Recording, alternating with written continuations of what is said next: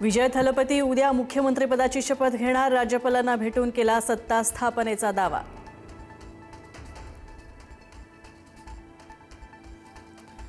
तामिळनाडूमध्ये सत्ता स्थापनेसाठी काँग्रेसचा टीव्हीके पक्षाला पाठिंबा। काँग्रेस पक्ष तामिळनाडूतील सत्तेत सहभागी होणार। विजय यांनी पत्र लिहून काँग्रेसकडे मागितला होता पाठिंबा।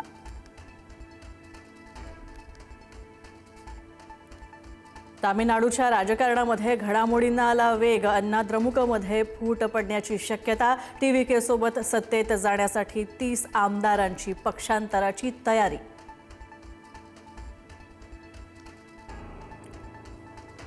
पश्चिम बंगालचे पर्यवेक्षक अमित शहा 8 मे रोजी कोलकाता दौऱ्यावर जाणार। सुवेंदू अधिकारी विधिमंडळात गटनेता बनणार की नाही, भाजप धक्कातंत्र वापरणार, याकडे सगळ्यांचं लक्ष। दापोलीतील साई रिसॉर्ट प्रकरणी माजी मंत्री अनिल परब यांची निर्दोष मुक्तता। खेड न्यायालयाचा निर्णय, पुराव्यांच्या अभावी निर्दोष मुक्तता।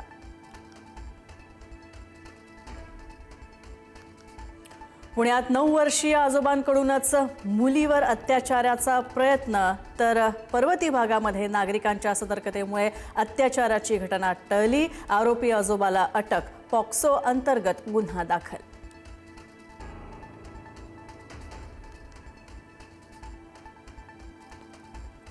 अकोल्यात शेजारच्या 60 वर्षीय वृद्धाकडून 10 वर्षीय चिमुकलीवर अत्याचार। अकोल्याच्या पातूर तालुक्यातील चांदणीमधली घटना, तर घटनेची वाच्यता केल्यास मुलीला जीवे मारण्याची सुद्धा वृद्धाची धमकी। आरोपीच्या शोधासाठी पोलीस पथक रवाना।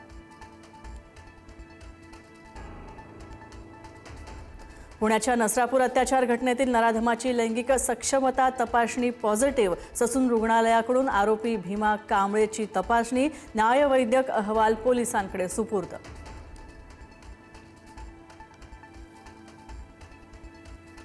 पुण्यातील नवले ब्रिज परिसरामध्ये कुठलंही आंदोलन करता येणार नाही। नसरापूर घटनेनंतर पोलीस आयुक्तांचे आदेश। नातेवाईकांनी मृतदेह ठेवून आंदोलन केल्यामुळे झाली होती 4 तास वाहतूक कोंडी।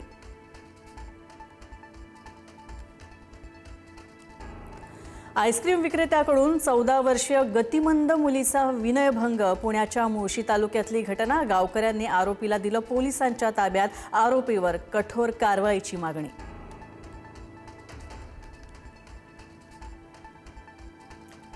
जळगावच्या शिकूया AI ची क्रांती, चला करूया MSCIT।